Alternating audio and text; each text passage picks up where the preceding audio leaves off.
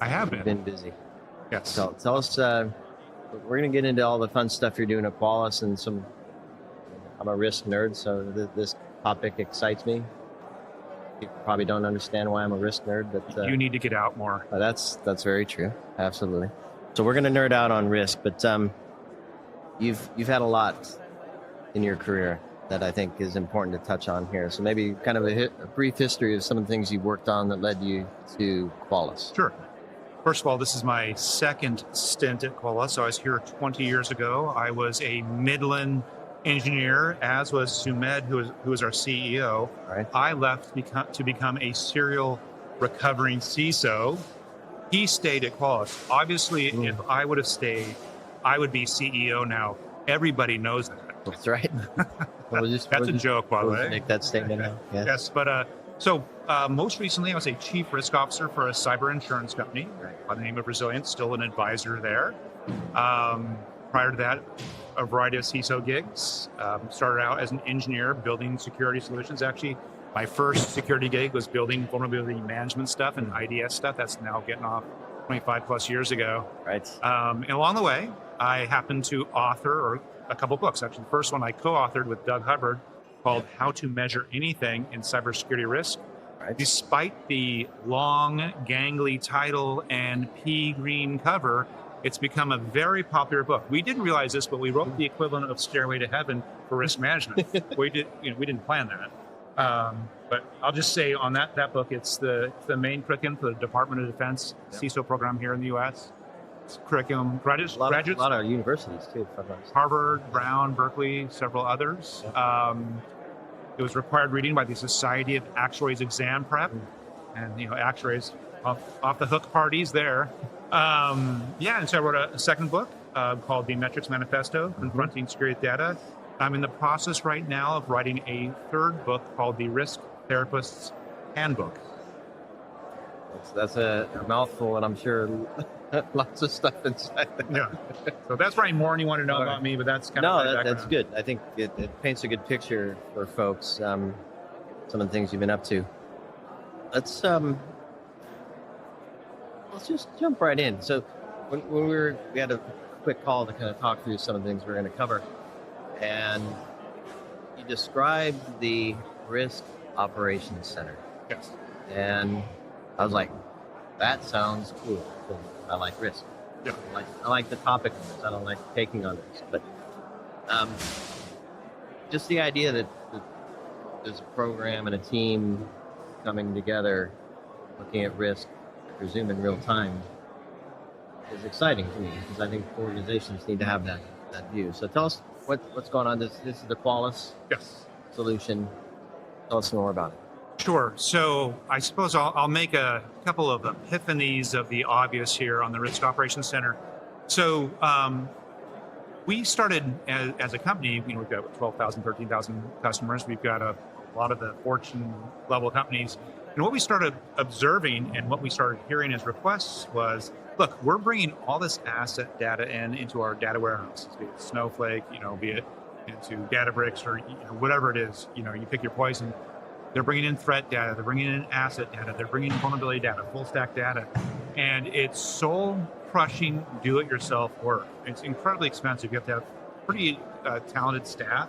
Right. You're essentially building a software organization when your job actually is to do security, right? Right. Not to say that that's not security work, but it becomes unsustainable for these companies. So we were observing them for the last decade doing this. They were asking for help, and lo and behold, we realized, gosh, we're actually pretty good at that. Why don't we open up to, we already had some third-party integrations.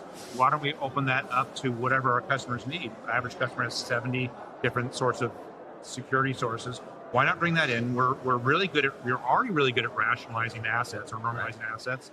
We're already very good with the scoring thing. How do you normalize assets, rationalize scores, so that together, so that our customers can be more effective and more efficient at actually buying down that risk, not just observing it, but actually taking remedial action, taking mitigation action, or be able to say, hey, if we take this action, would that plausibly be destructive, so that we can actually be thoughtful as we go about and change the environment. So the Risk Operations Center is a concept of bringing in massive amounts of data, sewing it together.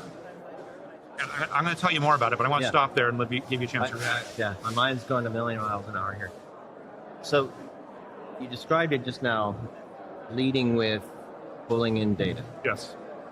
And I'm wondering, is that the starting point to what you're offering with the Risk Operations Center? Or is it we have a strategy and we know where we want to be? What do we need, and what do we need to look at to achieve our strategy, or is it both direction? Or talk to me about how that engagement looks like.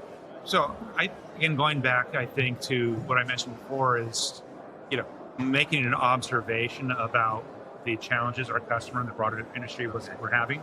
Like, okay, you need this, you want this, you're spending, the big ones, multi-millions of dollars. And then when you have an employee or two or three or four leave or churn, all of a sudden, this do-it-yourself, I call it death march, just to be, I suppose, dramatic and exciting, it's just not sustainable, right? And so they're asking for help. And then for us, it became... It was a tactical driver. Yeah, well, it's just like there's a need, and our business is to help our customers, obviously. But part of that, too, was this, and the industry calls it CRQ, and I might have been responsible for that. I don't know.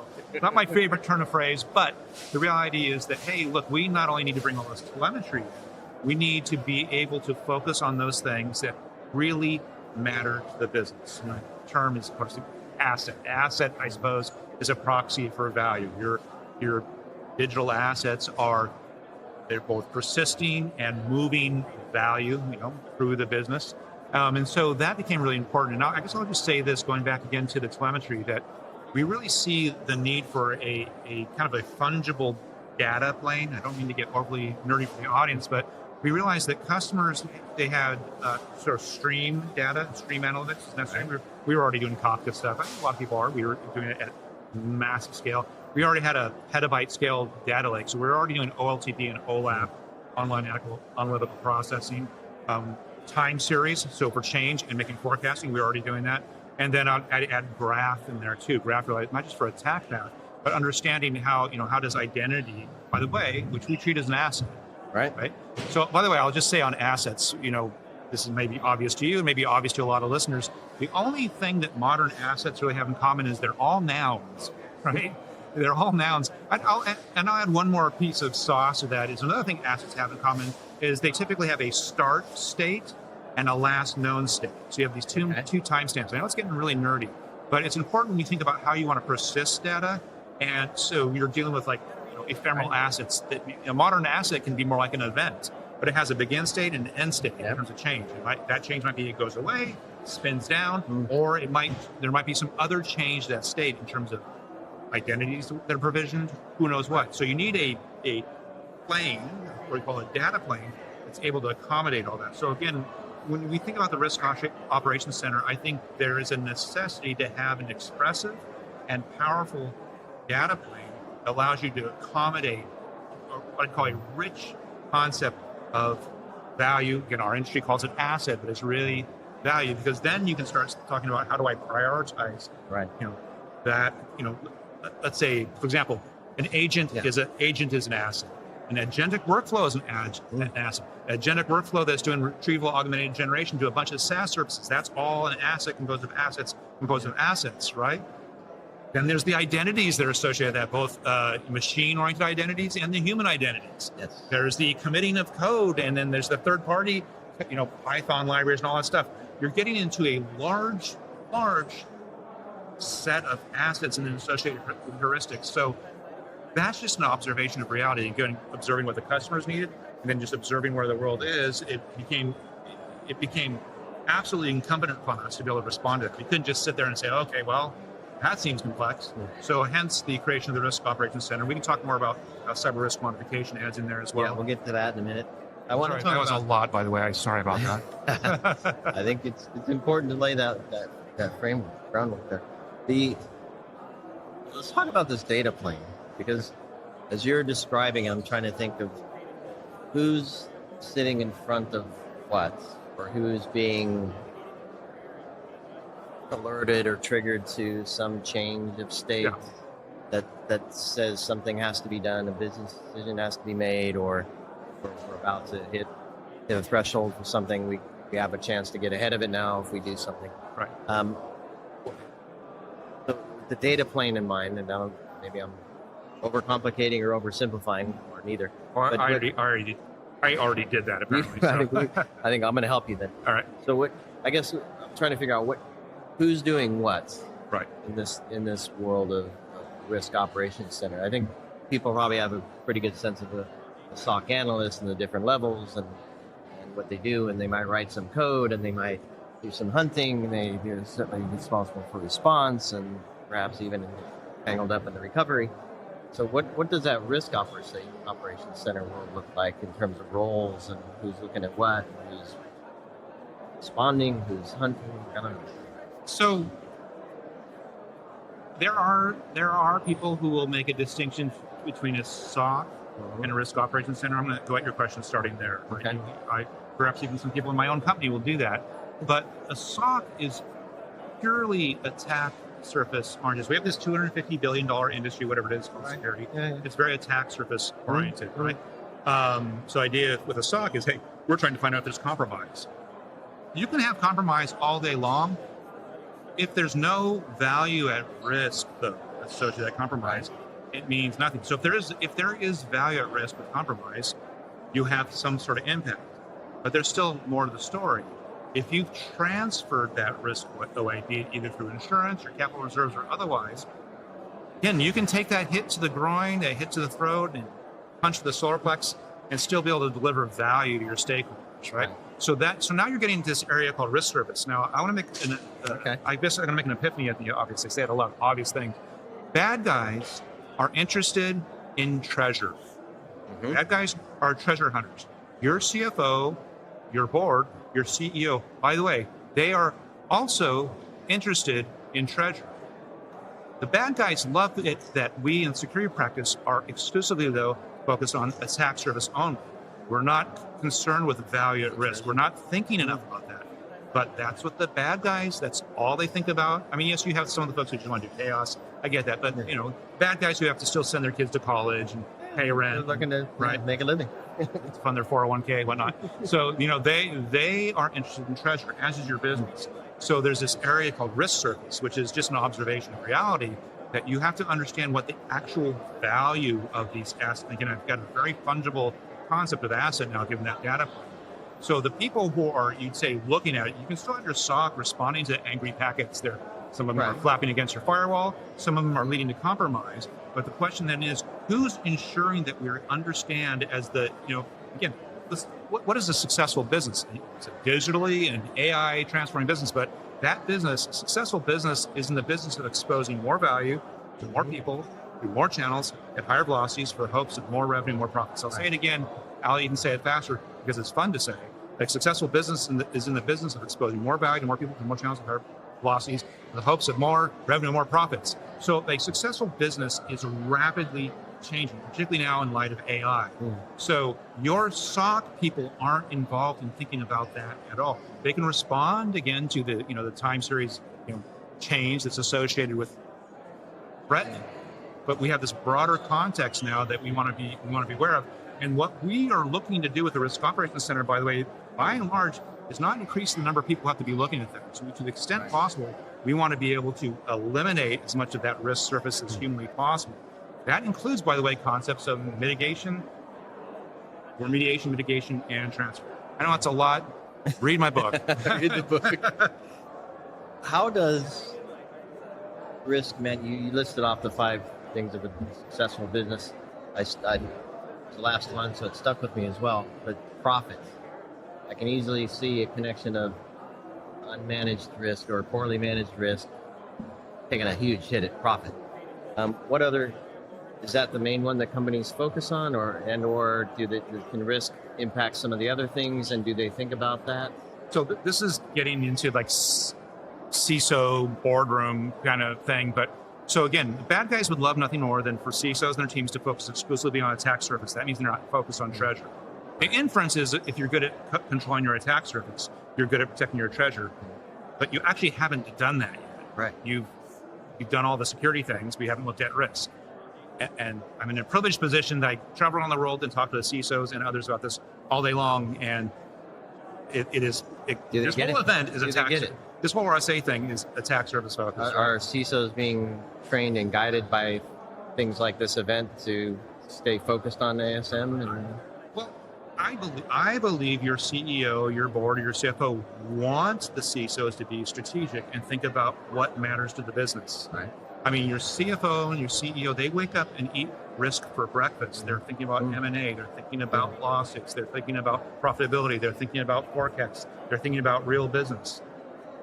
They eat real risk for breakfast all day long. So don't think you're the only one who does that. It's far more complex, and the stakes are much higher what they're dealing with typically on a day in and day out basis.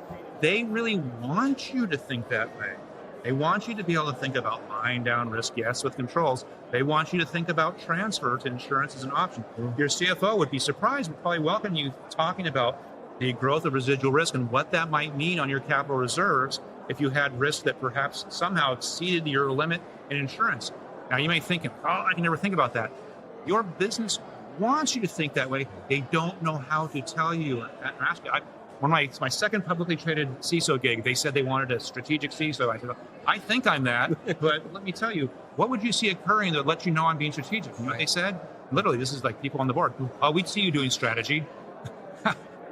I said, oh, all right. What do you mean by that? Well, you'd be strategic.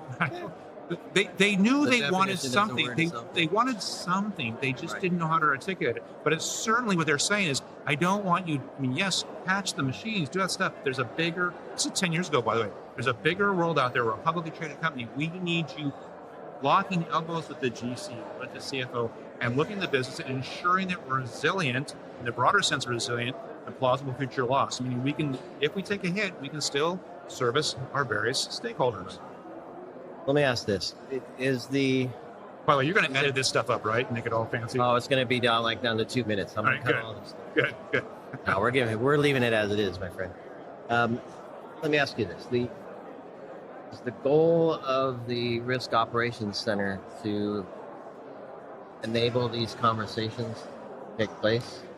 And I know we're going to ultimately kind of bridge the gap between the technical and the control-based, and that back to the leadership team, back to the business and board. But is one of the goals to? Yeah, I don't know. Conversations are good. We want to have conversations. The goal is. So I'll say this, and this is going to make a lot of you hardened CISOs and risk people vomit in your mouths. Are you ready? The goal is to eliminate business risk. Now, let me tell you why people just hacked up some stuff. Because the word eliminate sounds very deterministic, right? And risk, the definition of risk hinges in part on uncertainty, right? So risk is a state of uncertainty where some of the possibilities could lead to loss, catastrophe, or some other undesirable outcome. That's a textbook. Well, I wrote that book, and that's a quote from it, but that's the definition of risk. And so then you have eliminate. Eliminate, actually, by the way, it's interesting. It's a Latin word. L means out. Eliminate means limit. Out to a limit. So the idea actually, originally that word meant pushing something bad out to a limit. So it's definitely relates to not a to zero. It never meant that. Yeah. We just, we take good things and turn them into meaningless blather. So, but anyways, the idea is though to push and to the extent possible, automate as much of this as humanly and computationally possible. So to be able to do automated patching, to do mitigation, maybe in terms of memory control, dynamic configurations, things like that. And or if there's going to be a human in the middle, make that workflow as AI and whatnot, make that as easy as possible for there has to be a checker verifier to reduce the amount of effort to do that, to keep the overarching risk system in check. Right. All right, so let me ask this thing. Conversations are good. Action is better, driven by information. What does success look like? Because I want to talk metrics here a little bit as well. Who defines success? What does it look like? And how do we know that we're running our risk operations center to actually So, eliminate so business risk? that's a great question. So what is success? People typically think something's a good decision if there's a good outcome. The reality is people make bad decisions and have great outcomes all day long. People drive home incredibly drunk and are successful and make it home. Oh, therefore that must have been a good decision. But there's all kinds of business examples just like that. Yep. Just series of awful decisions that end up being tremendously great outcomes. The question is, have you taken into consideration what the business actually stands to lose, and have you been both capitally and operationally efficient in protecting that? My argument is that's what a risk operations center really does. It's about balance. It's balancing your need for accuracy and precision in terms of telemetry. Lots of telemetry, trying to get certainty given data, that's expensive. Trying to get as much accuracy, precision, called relative certainty, in buying down the risk that could be negatively impactful to business objectives. I want to be able to say, okay, have we spent the appropriate amount of money on controls, on transfer in the form of insurance and even capital reserve to ensure that if there was one or more concurrent plausible negative events, that we would still be able to fulfill our obligations to our multiple stakeholders. And so that's what I want to understand. Was the plan effectively implemented? Now, if you say, well, but we still got hacked. Well, that's going back to the idea, well, I drove home drunk and made it, therefore, or I didn't make it, therefore that was a bad decision, right? So that's ultimately, how do we know it's successful? Are you being both capitally and operationally efficient in protecting business objectives? Okay. And again, security people don't think this way because they're focused on attack surface only. Well, we need to focus on treasure. That's actually where I was going to go. So who is driving the need to have a risk operations center? Well, going back to my original salvo is our customers. We're seeing them already do this. They're already who in the organization. So is it the board saying we need to have a different view of this, or we're running blind, or is it the CISO? My next question, so you know, is if the CISO wants to have better control, more strategic over their own programs and the risk that they carry on their own shoulders, right? What can they? Who do they talk to about this, and who are the key stakeholders, and who's driving things? A board member, unless they're a recovering CISO themselves or whatnot, would never ask for a risk operations center. They wouldn't know to ask that. Again, the CISO, CFO, and board, they want the CISO to be more strategic. They don't know how to act. Like an example, well, just do more strategy. What does that look like? Being strategic, like it's a circular conversation. What we're observing again is that we have double-digit percentage of companies, typically the well-funded ones, who have these massive do-it-yourself projects where they're bringing in all this data to try to do this. And you might say, well, how do you know that? I'm here doing 2 community workshops, sold out. I'm traveling on the world. I have CISOs from Fortune 100 companies and others showing up to get training to learn this. They want this stuff. They're recognizing the need for it. It's just very different, right? So again, they're investing millions of dollars in data warehouse, data lakes, or data lake houses, whatever cool kids are calling it these days. They're hiring tons of staff to try to answer these questions. Where's my value at risk? What's the value of my inline versus my host-based controls? As a sign of very boring. No, that's the sign that we're being kicked out of this podcast booth here in a moment. But we're bottom line, we're very customer driven. Yeah. No, that's very obvious and very clear, but also very thoughtful in how you certainly look at it. And I'm sure they would say very thoughtful in how you engage with them on this topic. And I feel like we just scratched the surface. Yeah. But so maybe there's more chats ahead with you, Richard. Because again, I love nerding out on this, and I ask my questions out of pure curiosity, and hopefully the nuggets came through, and others are thinking, how do I manage my risk, and am I doing it in a way that makes sense for my business, and saving some money perhaps, instead of blowing it on huge data lakes. Well, they're doing it. Yeah, the empirical evidence is there. So. Richard, fantastic to see you, man. Likewise, thanks so much. Chats. Everybody, stay connected to Qualys. Pay attention to what they're doing with the Risk Operations Center. Connect with Richard. Grab some of his books while you're at it. And we'll see everybody on the next one.